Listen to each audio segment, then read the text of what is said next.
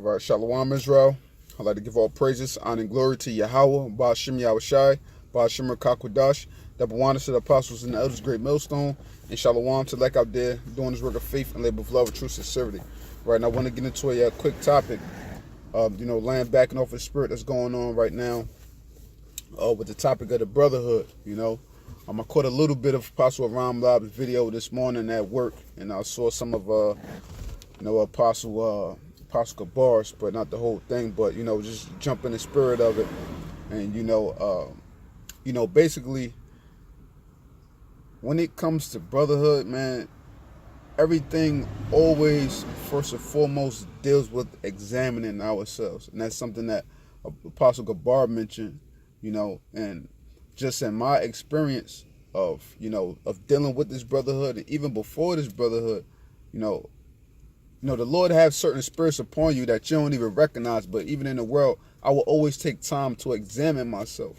Even though we're not completely right, in the world, but you take a look at certain little things you do to make sure that your character is on point, And when you come into this truth, that's the top priority, because, well, in my opinion, because we can, talk about the scriptures, we can bring out the word, we can edify tons of people, you could get hella views, whatever, whatever the case may be, edifying to thousands and millions of people.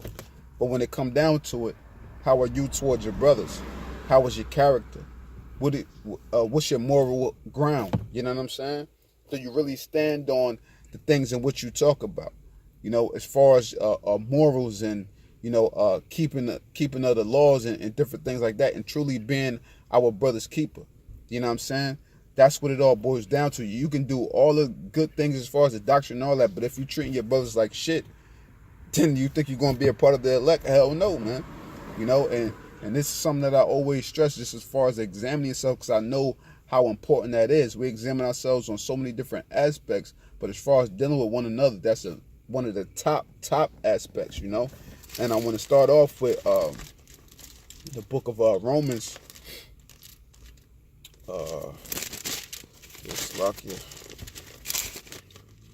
Heat got me a little discombobulated. Not there, this damn heat all day. But this is the book of Romans 13, and I start at I'm just get straight to the point. Verse 8, Romans 13 and 8 says, "Owe no man anything but to love one another, for he that loveth another hath fulfilled the law." And this is what a lot of people get tripped up on that. And even one guy, that was with us, like some years back, and he was saying that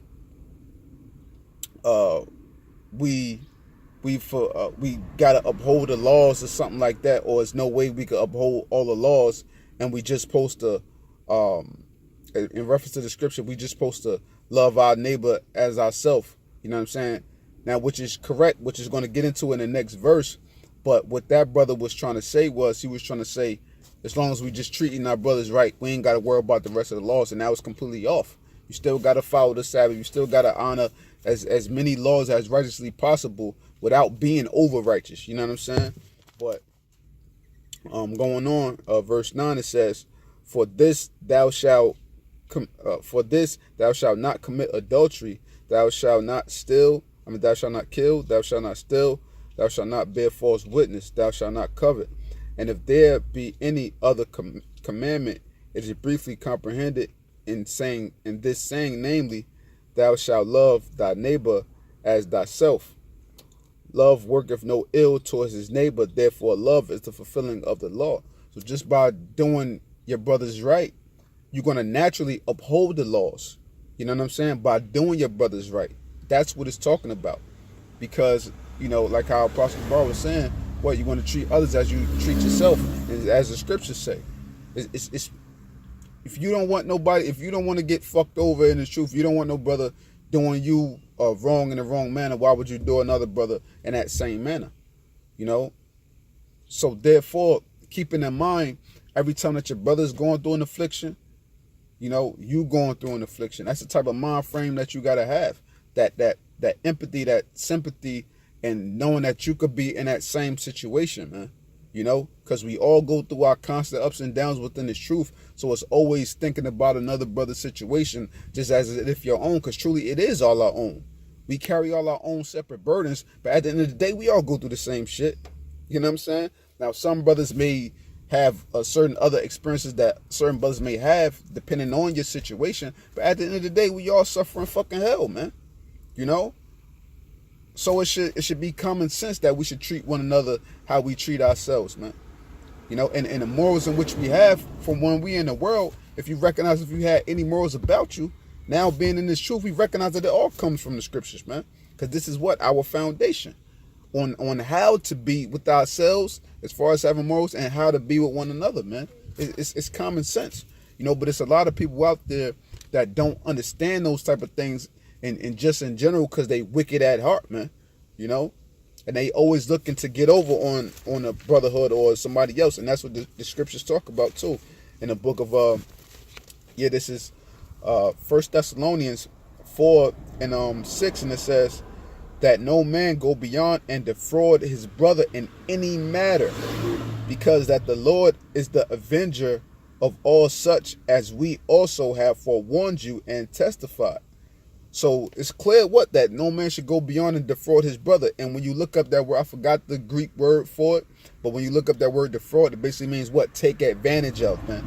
You could take advantage of brothers in many different ways. Just in case, you can know that a brother is real charitable, right? But you could use that to your advantage, just knowing that if you go to this brother, how loving this brother is, he's going to give you what you need just because his brother's that loving like that. You know what I'm saying?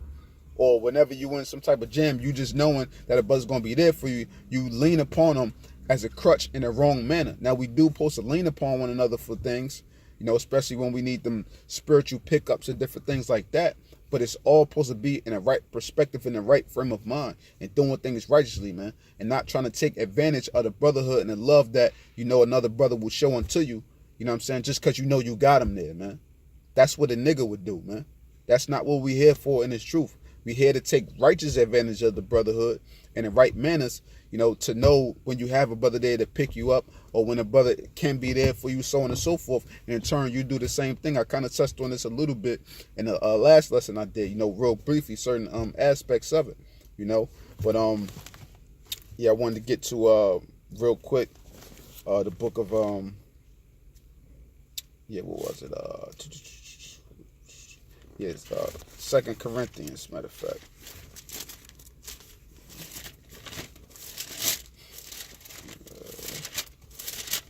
I had some scriptures written down, but it was some that I had on my mind. I was trying to just jog my memory. 1 Corinthians. It's the book of 2 Corinthians, right? And I'm started at 9.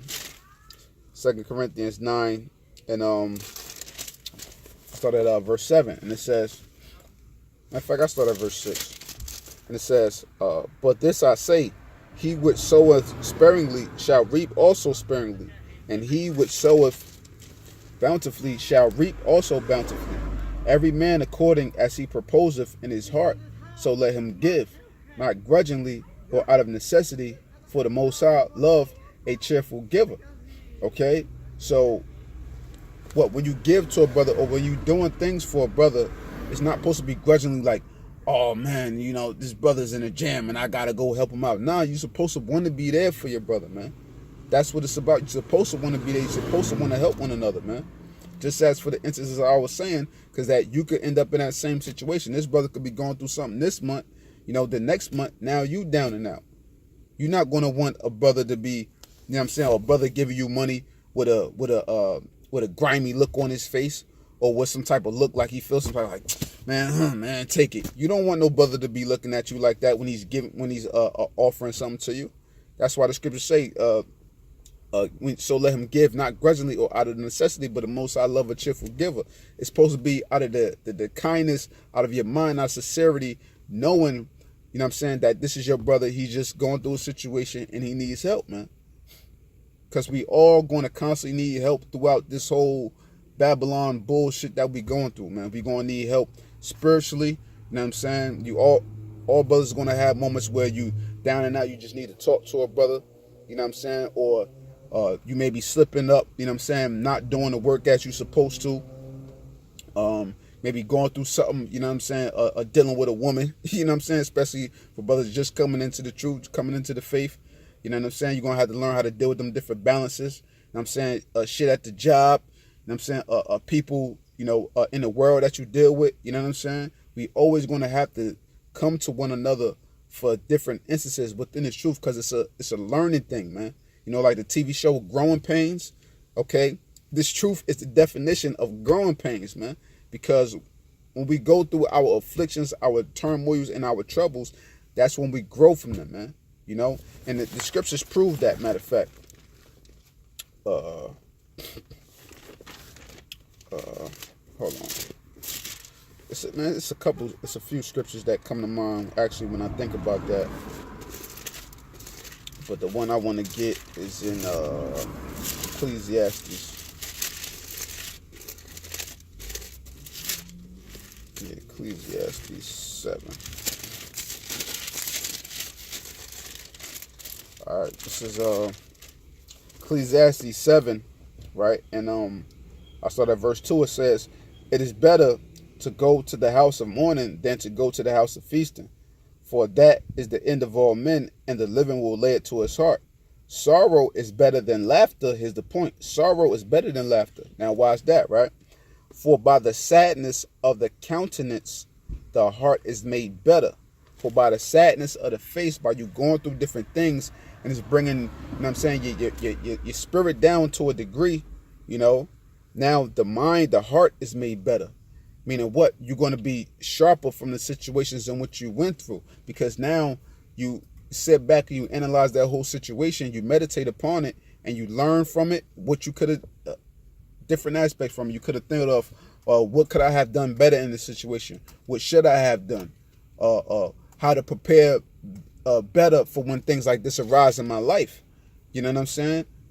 And now since I went through the situation, if the Lord happened to put me through it again, Lord forbid, you know what I'm saying? But if the Lord happened to put me through the situation again, now I'm better prepared for it. I know how to deal with it better since I already been through it, man. You know what I'm saying?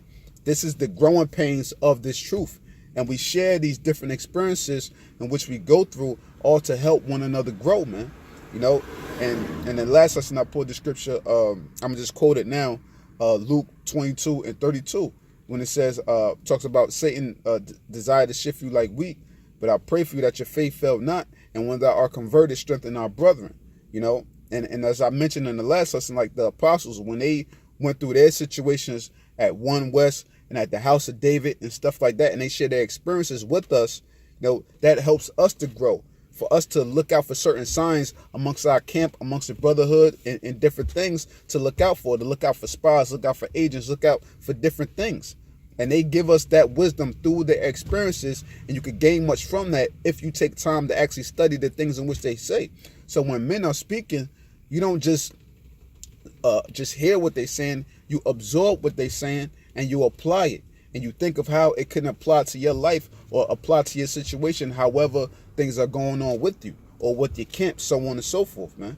This is all a part of the growing pains, and this is all a part of the brotherhood, man. And what as I was saying, like them growing pains, what we learning as we grow. And that's something that I like to do, because that's the best way that I personally know how to teach. You know what I'm saying? Is to give what little wisdom that I have from the experiences in which I've been through. You know what I'm saying? Because they say what experience is the best teacher. And where do they get that from? They get that from the scriptures, and primarily the scripture here that I think of, what? In the Apocrypha. And it's the book of Sirach.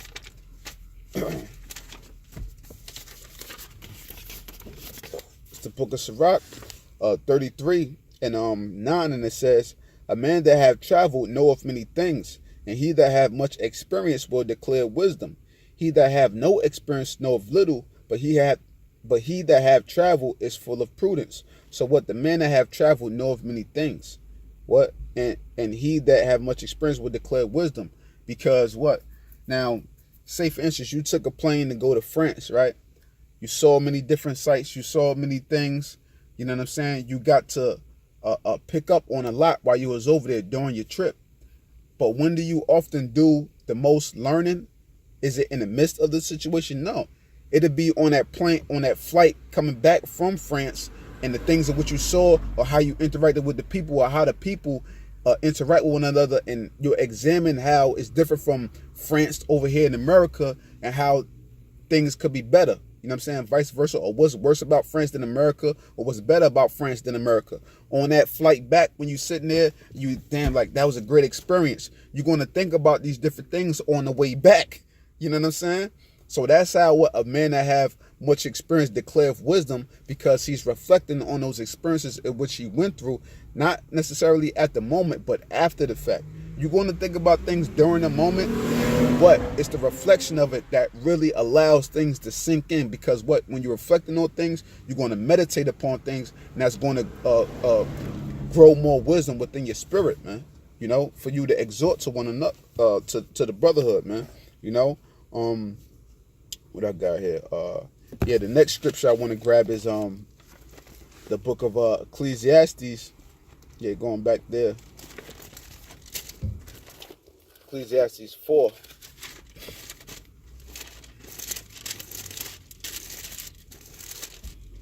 Yeah, this is the book of Ecclesiastes 4, and I start at verse 9. It says, "Two are better than one, because they have a good reward for their labor. For if they fall, the one will lift up his fellow." Now, what does that remind us of? It reminds me of thinking about in the book of Proverbs, where it says, a just man falleth 7 times and riseth up again. Now, how is that man able to rise up again after falling an innumerable amount of times? First and foremost, the spirit of Yahweh Shem Yahushua got to be upon that man.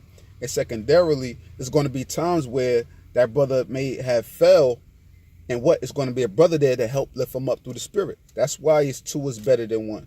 You know, we can't do this thing all alone by ourselves. Imagine each and every individual brother, you know what I'm saying? The Lord just send us out. Okay, you just got to do your own thing. Everybody, you can't camp with nobody. Everybody got to be as individuals. Think of how hard of a task that is, and how much on the mental, how much toll that would take on your mind. We already got enough on our minds. That's why we need the brotherhood here and there to pick us up from when we going through those mental afflictions. Like, damn, and the brother help to put you in the right spirit, or a brother just the spirit jump on the brother to say the right things to you. You know what I'm saying? For you to get in that right spirit, or for you to get back to where you should be through whatever it is that you was going through, man. That's all a part of the brotherhood, right? So bring this back. It says, 2 are better than 1, because they have a good reward for their labor. For if they fall, the one will lift up his fellow. But woe to him that is alone when he falleth. Just like I was saying, woe unto him that's alone when he falleth, right? For he have not another to help him up. Okay? So if we all individuals just going out by ourselves, and we can't have contact with nobody just as individuals and stuff like that, think of how much the world attacks us. You don't think that would constantly get to our mind, of how much our job or our Eve or different things, or you might be on child support? Think of how much these things will be getting to us. Or if we have monetary situations to where we can't call on the brotherhood for. You know what I'm saying? All these different things that will eat us up alive, man. You know what I'm saying? If that was the case, man, hey, man, the scriptures talk about what, the 144,000. If that was the case, you know, the Lord could always make, you know what I'm saying, his number. But, man, it would take even longer for us to get up out of this captivity if that was the case, man. And it would be much harder for us to endure until the end if that was the case. You know what I'm saying? I know, like the brothers I labor with, man, hey, man, you know what I'm saying? If it wasn't for, you know, some of the brothers I labor with, you know what I'm saying? Who knows, man? That's why we have the brotherhood. And as I said, we have to take righteous advantage of the brotherhood while we still have it. Because when that time comes and Jacob troubles comes, who knows if the Lord going to have any brother near us, man. And that's when the scriptures talk about, you know, have thy faith, have it to thyself first. Because that's when it's all going to boil down to you and you alone. You're not going to necessarily have the brotherhood there with you to help you to bear those tough ass situations in which we're going to be going through, man. You know? So, and also, I wanted to grab your last precept. wanted to grab the book of James, because expounding on that the word brother, which we know to mean friend. This is the book of James 2 and I'm gonna start at verse 20. It says, "But wilt thou know, O vain man, that faith without works is dead? Was not Abraham our father justified by works when he had offered Isaac his son up upon the altar? Seest thou how faith wrought with his works, and by works was faith made perfect? And the scripture was fulfilled, which saith, Abraham believed Yahweh, and it was imputed unto him for righteousness, and he was called the friend of the Most High." You know what I'm saying? So that's what's going to justify us all in the end, is that faith in the work that we put in to show that we're a brother, to show that we're a friend of one another as individuals, as the brotherhood amongst we labor with, and to Yahweh and his son Yahweh Shai, that what we're friends and we're brothers with them, man. You know what I'm saying? We want to be called the friends of the Most High. We want to be called the friends of Yahweh Shai for the laboring and the toiling which we do and the suffering in which we doing in the name of Yahweh B'Shem Yahweh Shai. As a collective, man, as individuals, as a collective, man. So, that's just my 2 cents, on this topic of the brotherhood, man. And, just as I said, we really truly got to take righteous advantage of the brotherhood, while we have it, man, because it's truly, truly important, man. And I now realize that, every single day, what I'm saying, every single the more footsteps I take within the truth, the more I see that, man, day by day, man, and of course, what would we do without, our apostles and the elders of Great Millstone to be the righteous leaders of us, what I'm saying, to help to continue to guide us as well, man, So, with that, I hope the segment was edifying. I'd like to give all praises, honor, and glory to Yahweh, Ba'Shem Yahweh Shai, Ba'Shem Rakakwadash, Dapawanas to the apostles and elders of Great Millstone, and Shalom to Lek out there, doing his work of faith and labor of love and true sincerity. Shalom.